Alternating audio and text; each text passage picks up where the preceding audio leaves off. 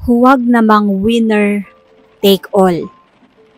Ang sabi sa Matthew 22 verse 20 to 21, "Kaninong larawan at pangalan ang nakaukit dyan?" Tanong ni Jesus. "Sa emperador po," tugon nila. Kaya't sinabi nila sa kanila, "Kung gayon, ibigay ninyo sa emperador ang para sa kanya at sa Diyos ang para sa Diyos." Dapat ba kaming magbayad ng buwis kay Cesar? Ito ang pinakamahirap na question na itinanong sa Panginoon in order to trap him. Kasi kapag sinabi niyang dapat kang magbayad ng buwis, parang pinayagan niyang i-dominate ng Roma ang Israel. Pag sinabi naman niyang huwag magbayad ng buwis, magiging rebelde naman siya at makakasuhan. Magandang aral ang naging paliwanag ni Jesus. Ang sabi niya, kay Cesar pala yung bariyang yan eh. E di magbuwis kayo sa kanya. Gawin nyo ang tungkulin nyo sa gobyerno at sa Diyos ng sabay. Huwag nyong pag-isahin.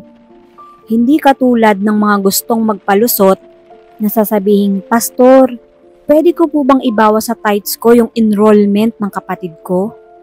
The tithes belongs to God.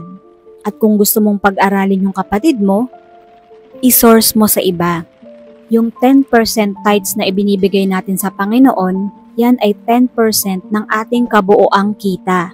Kapag naibawas na natin yung 10%, itago na natin yan para sa Panginoon. At yung natitira na napakalaking 90%, yan ang gagastusin natin. Yan ang pang-e-enroll natin para sa ating kapatid. Ipangbibili natin ng pagkain ng ating mga kailangan at ilalagay sa savings. Kung may natira pa para sa luho, pwede kang bumili kasi pera mo naman yan.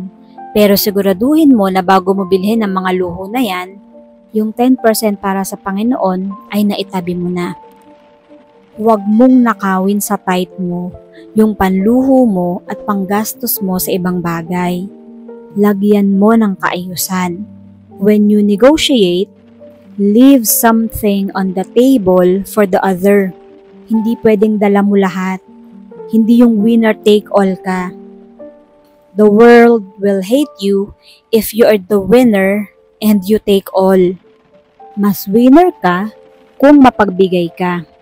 Kung halimbawa negosyante ka at may mga empleyado ka, hindi sa iyo lahat ang tubo.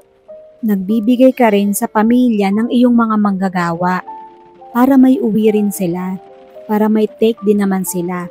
Kung tutuusin, konting bawas lang yun sa natanggap mo na. For example, ikaw ay nangangasiwa sa kusina para sa handaan, hindi mo pwedeng isharon lahat. Magbigay ka rin sa iba. Nagbibigay ka rin sa lahat ng tumulong at napagod. Kailangan lahat mayroon. Lalo na kung ang mga taong yan ay nagpakapagod din naman. Everybody brings home something. God bless us all.